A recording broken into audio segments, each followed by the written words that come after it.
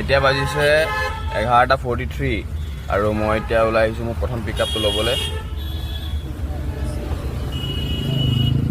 প্ৰথম পিকআপটো লৈ কেনে এতিয়া মোৰ দিনটো আৰম্ভণি কৰিব লৈছোঁ।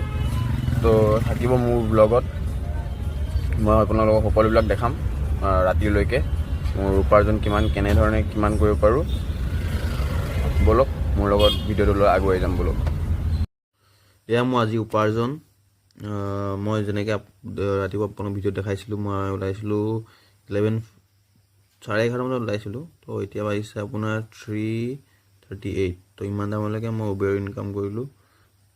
উবেৰত ৰাইড কমপ্লিট কৰিলোঁ, 1200 টকা বাৰু ৰাইড মাৰিলোঁ উবেৰত।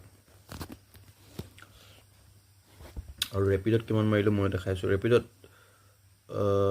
নহয়, আজি মই অফলাইন মাৰিলোঁ। আপোনাৰ অফলাইন মানে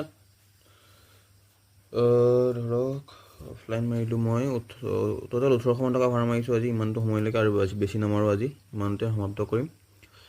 তো মোৰ তেল জ্বলিলে 600 টকামান, বাকী আপোনালোকে প্লাছ মাইনাছ কৰি লওক। তো সেয়াই আজিৰ কাৰণে ভিডিঅ'টো সমাপ্ত কৰিছোঁ ইমানতে। জয় অসম, জয় জুবিন দা।